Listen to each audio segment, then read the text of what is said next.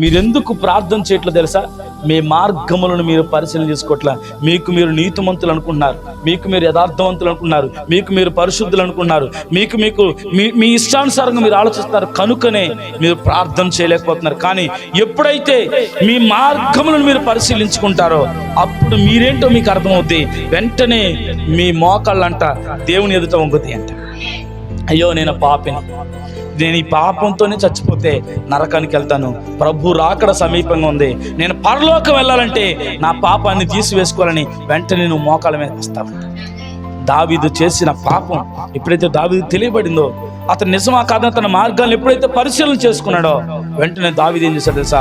ఉపవాసం ఉండి ప్రార్థన చేశాడంట, దేవుని కనికరాన్ని పొందుకున్నాడంట.